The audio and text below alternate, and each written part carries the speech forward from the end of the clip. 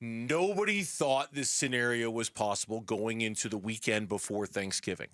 ASU with a possible win-out scenario to get into the Big 12 title game. Now, there is one really small kind of chance where they could win out, not get to the Big 12 title game. Yeah, that was odd. I didn't know that. And here's the scenario that doesn't leave ASU in.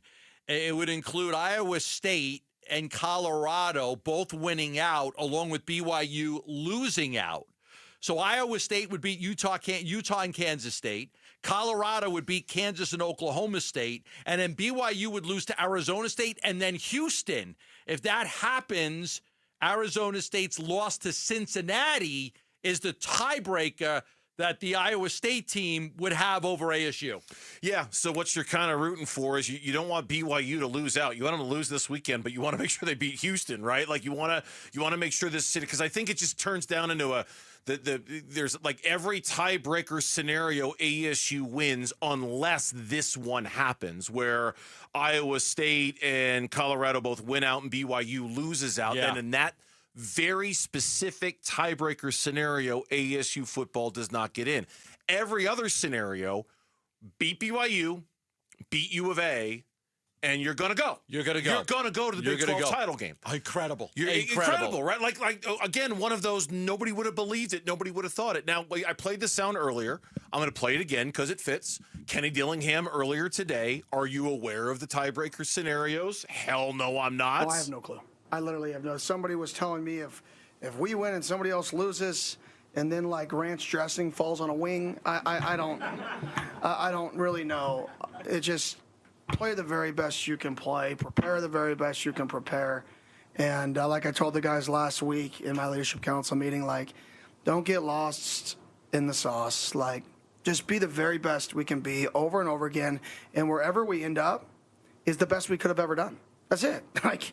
You can wish and hope, but if you just play the very best you can play and prepare the very best you can prepare, then regardless of what happens, it's the very maximum you could have ever achieved anyways. So what else do you want? So I have no clue the tiebreaker. Some of the players probably do. I couldn't even tell you. I'm not at the point where I expect them to go yet. Like we talk about Cardinals expecting them to win a division. Yeah, no. I'm not at the point yet because there's just so many different scenarios. They're going to go to a good bowl game. Like they are going to go to a good bowl game. Man, how great would it be if they could play for the Big 12 championship? This is kind of an elimination game between ASU and BYU in many ways. It's an elimination game. Yeah, I mean, if you lose, you're done. If BYU loses, they're done. So the winner will have a chance. A win over BYU, they're in the driver's seat. You would think they're in the driver's seat, just beat U of A. And, I mean, look, I look like Iowa State, they're not going to get any help against Utah from Utah. Utah's terrible this year. They could lose to Kansas State. Colorado's at Kansas, who's playing for their bowl lives, so you're going to get a good game from Kansas. And then they're at Oklahoma State, not good. I think the key game really is if ASU beats BYU, it's the Houston game next week. You just need BYU to beat Houston, and you'll probably get in. And then I think every other, as long as you beat Arizona, and we'll talk about that Arizona game when we get a little closer to it, depending on what happens this weekend, because we all know kind of the trappings of that and what Arizona might have to play for. Yeah, Stuart Mandel, there's nothing kind of about it, in my opinion. This is an elimination game this weekend. I mean, this is very much a losers out, the winner gets to advance between each two. Stuart Mandel tweeted out after the game, we've got ourselves a college football playoff elimination game next week in Tempe when BYU visits ASU. Maybe somebody should have told Desmond Howard that ASU has a lot on the line. Maybe somebody should have mentioned to him. Desmond Howard. Come on, Des. Come on. Be better, Des.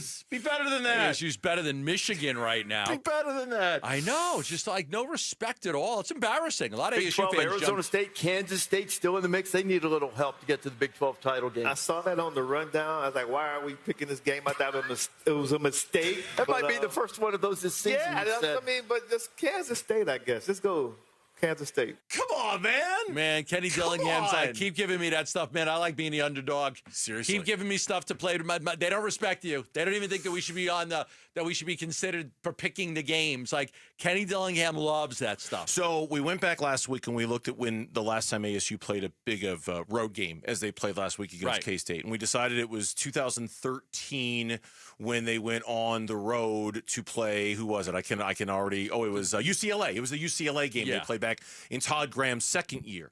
This is the biggest home game since Todd Graham's third year, in which they were 8-1 and they went into a home matchup against ranked Notre Dame. And ASU's leaning right into it, right? Like Doug Tamaro, you mentioned him earlier. He's their sports information director. He tweeted out a picture from that game. This is our biggest home game since this one right here, 2014 against Notre Dame. They throttled Notre Dame that game.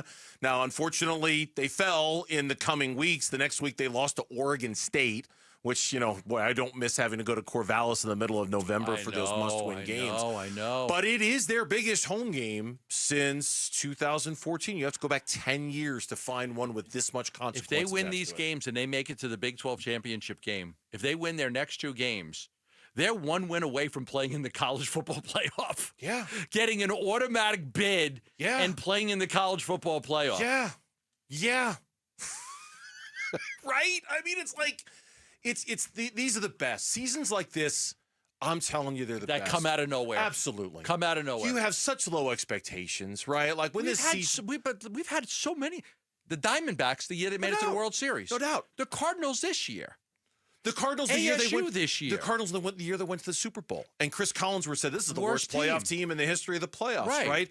Those seasons, those are the greatest joys. They really are. When your expectation level is so low and the product over-delivers the way that ASU is over-delivered, it's the best season you can have. The year ASU shut out Nebraska and went to the Rose Bowl and lost to Ohio State and Joe Germain, were there high expectations for that team? There were moderate expectations for that team. Moderate. I think they were preseason top like 22, 23, something like that. They were going to be good. Nobody thought like that good. Nobody thought One like that. play away from winning a national championship. No, nobody thought they were going to be that good. Thanks for watching Burns and Gambo. Click to see more from the guys and hit the button in the middle to subscribe so you never miss a video from Arizona Sports.